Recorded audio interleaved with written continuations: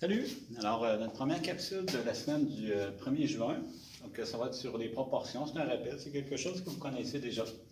Donc, si je prends la fraction 4/6, puis je veux la représenter dans un carré, bon, façon simple de diviser ça en 6, je peux commencer par le diviser en 3 bandes, ensuite en 2, ça fait 6 espaces identiques. J'en prends 4, 1, 2, 3 et 4. Donc, c'est ça qui représente les 4/6 d'un entier. Si je prends une deuxième fraction, je sais pas moi, 6/9, bon, je me fais un carré à peu près de la même grandeur que l'autre. Bon, pour le séparer en 9, on commence par faire 3 bandes horizontales, puis on va rediviser en 3 comme ça, puis j'en prends 6. 1, 2, 3, 4, 5, 6. Bon, lorsqu'on regarde les deux figures, est-ce que 4/6 et 6/9 représentent la même part dans les deux carrés?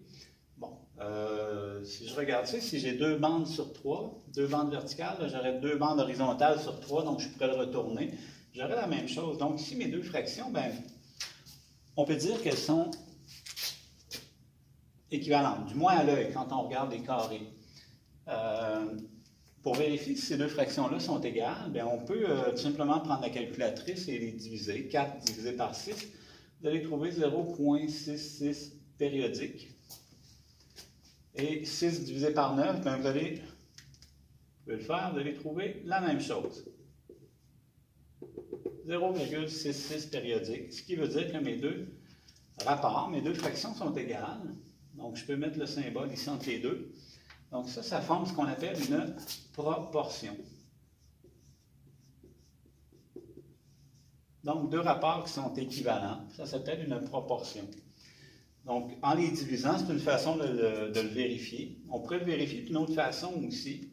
Je pourrais réduire ma fraction 4/6 en divisant par 2. Donc, 4 divisé en 2, 2. 6 divisé en 2, 3. Donc, j'aurais 2 tiers. Et oui, 1 tiers, 2 tiers. Hein? La première séparation en 3. Je pourrais faire la même chose avec 6/9 et réduire ma fraction en les divisant par 3, parce que les deux nombres sont divisibles par 3. 6 divisé en 3, 2. 9 divisé en 3, 3. Donc, j'ai 2 tiers dans les deux cas. C'est une autre façon de démontrer que mes rapports sont équivalents. Il y en a une troisième. Bon, vous pourriez diviser 2 par 3 aussi, puis vous allez trouver également 0,66. Je pourrais vérifier autre chose. Qu'est-ce que ça donne si je fais 4 fois 3? Ça fait 12. Et 2 fois 6, ça fait 12 également. Donc, j'ai l'égalité ici. Alors, c'est une autre façon de démontrer que 2 tiers et 4/6 sont équivalents. On appelle ça le produit des moyens et des extrêmes, parce que, bon, il y a 4 termes dans mes deux rapports. Donc, le premier et le dernier, donc si on les nomme 1, 2, 3, 4, le premier et le dernier sont aux extrémités, on va les appeler les extrêmes. Le 3 et le 4 qui sont en position 2 et 3, on va les appeler les moyens. Donc le produit des extrêmes est égal au produit des moyens. Et c'est toujours vrai, si je prends 6 fois 6, qui fait 36, et 4 fois 9, qui fait aussi 36. Donc j'ai une égalité. Ce n'est pas le même résultat qu'ici, bien sûr. C'est fait à partir de deux rapports qui ne sont pas les mêmes, mais qui sont équivalents. Et si je le vérifie avec le dernier cas, 9 fois 2, 18, et 3 fois 6, 18 également. Donc, je pense qu'on a bien démontré l'équivalence du produit des moyens et des extrêmes dans le cas de rapports qui sont les mêmes. Alors, si je prends maintenant un exemple, un deuxième exemple, où j'aurais 5/6, donc j'en aurais un de plus. Et ici, 7/9, j'en aurais un de plus. Bon, est-ce que ces deux quantités-là sont équivalentes? Bon, il en manque un petit bout. Il en manque un petit bout dans la troisième bande, là aussi. Donc, est-ce qu'ils sont équivalentes ou non?